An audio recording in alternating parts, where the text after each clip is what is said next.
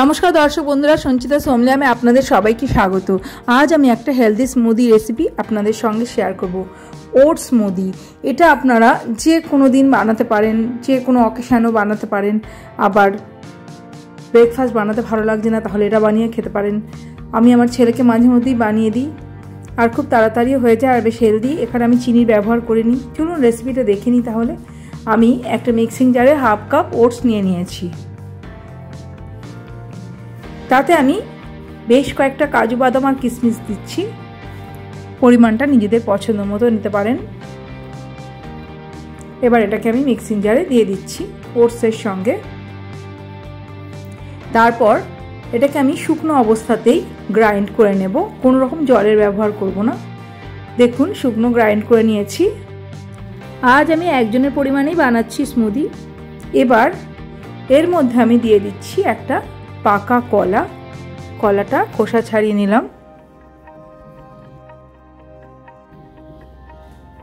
খোসাটা ছুলে নিয়ে টুকরো টুকরো করে আমি এই গ্রাইন্ডার জারে দিয়ে দিচ্ছি। এবার পুরো জিনিসটাকে আমি একসাথে মিক্স করে নিচ্ছি, ব্লেন্ড করে নিচ্ছি ভালো করে।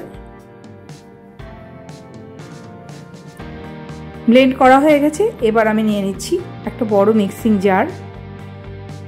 তাতে আমি এই মিশ্রণটা দিয়ে দিচ্ছি।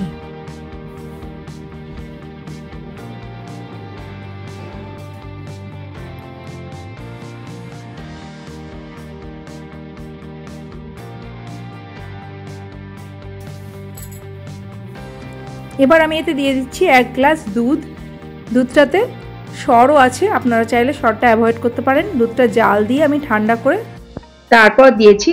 আপনারা চাইলে একটু বেশি বা কমও নিতে পারেন দুধ। আমি এখানে দিয়ে দিলাম 1 টেবিল চামচ চকলেট সস। আমি বাচ্চার জন্য বানাচ্ছি তাই দিলাম। আপনারা চাইলে এটা স্কিপও করতে পারেন, এটা অপশনাল। এবার আমি সমস্ত জিনিসটাকে ব্লেন্ড করে নিলাম, স্মুদি বানিয়ে নিলাম। দেখুন, স্মুদি আমাদের রেডি হয়ে গেছে।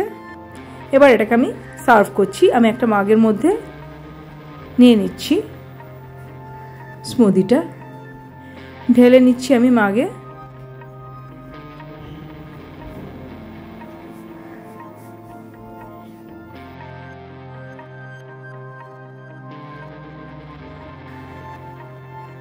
এটা অবশ্যই বানিয়ে দেখবেন, ভীষণ টেস্টি হয়, ভালো ব্রেকফাস্টও হয়। এবার আমি উপর থেকে কিছু কাজু বাদাম কুচি ছড়িয়ে দিলাম। আপনারা চাইলে অন্য ড্রাই ফ্রুটসও দিতে পারেন। আশা করি রেসিপি আপনাদের ভালো লেগেছে। যদি ভালো লাগে তো প্লিজ লাইক, কমেন্ট আর শেয়ার করে দেবেন। ভালো থাকবেন। অনেক ধন্যবাদ পুরো ভিডিওটা দেখার জন্য। নমস্কার।